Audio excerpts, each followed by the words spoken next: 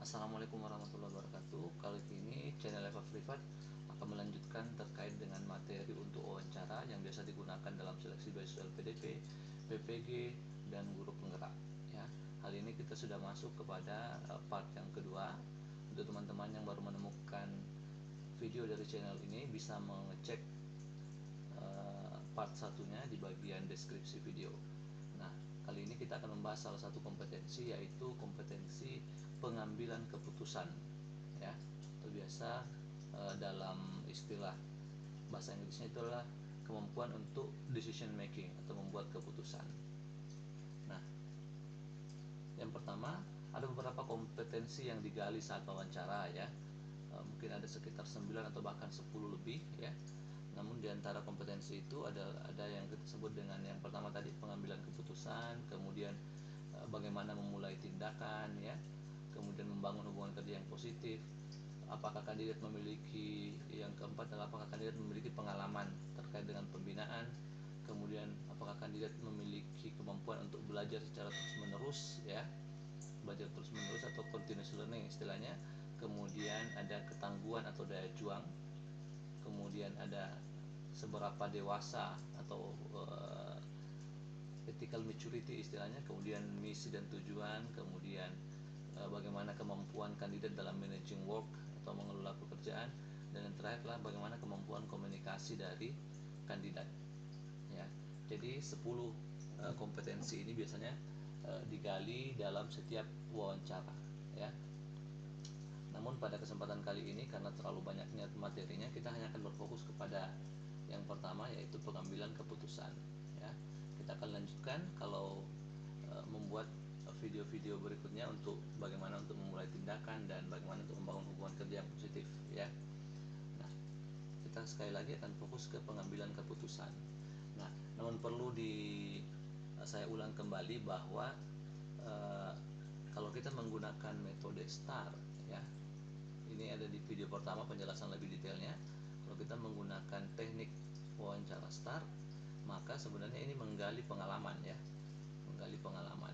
Jadi asesor atau pewawancara akan menggali pengalaman kandidat untuk mengetahui kompetensi 10 kompetensi ini, sehingga memang kita harus banyak-banyak mengingat pengalaman kita di masa lalu ya. Nah, untuk selanjutnya, nah dalam pengambilan keputusan atau dalam setiap kompetensi wawancara ya, ada beberapa tindakan utama yang sebenarnya dicari oleh pewawancara ya, atau interviewer ya. Tindakan utama ini mewakili bagaimana nanti interviewer akan memberikan nilai jika kandidat memang punya pengalaman melakukan atau menggunakan tindakan-tindakan utama ini ya. Khusus untuk pengambilan keputusan, beberapa tindakan utama yang penting untuk dilakukan adalah, nah untuk pengambilan keputusan ya, jadi kandidat diharapkan mengambil keputusan dengan melakukan tindakan-tindakan utama ini.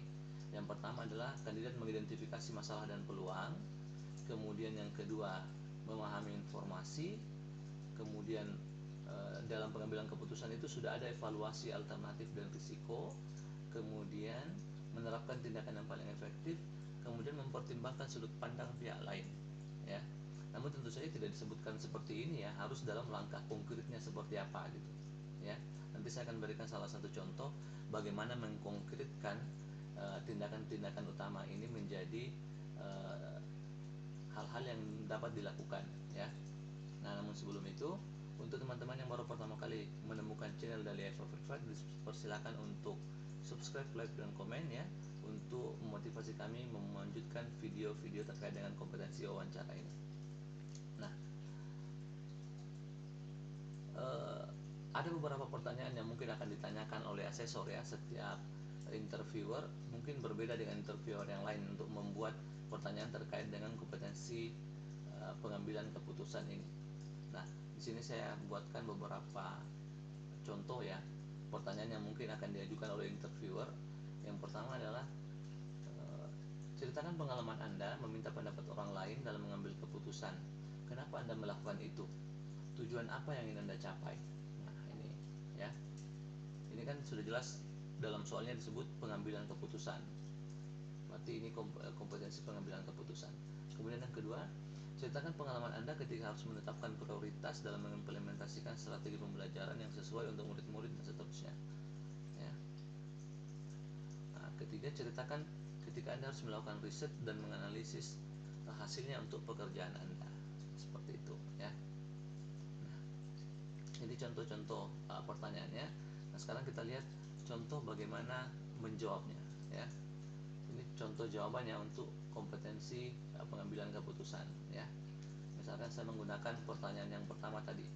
Ceritakan pengalaman Anda meminta pendapat orang lain dalam pengambilan keputusan. Kenapa Anda melakukan itu? Tujuan apa yang ingin Anda capai?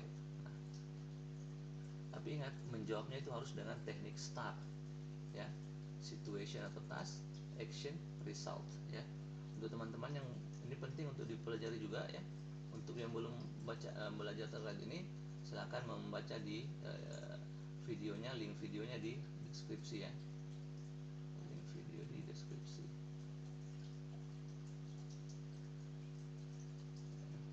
Oke. Nah, sekarang situation atau tasknya, contohnya, ya.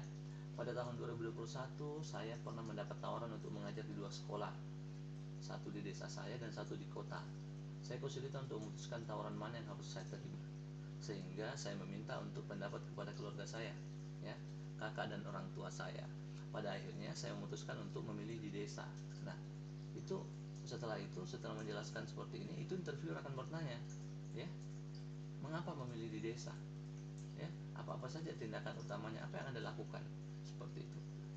Nah, sini saya menyiapkan lagi, ya, tindakan utamanya. Misalkan, ya, yang pertama itu saya meminta pendapat kepada orang tua saya.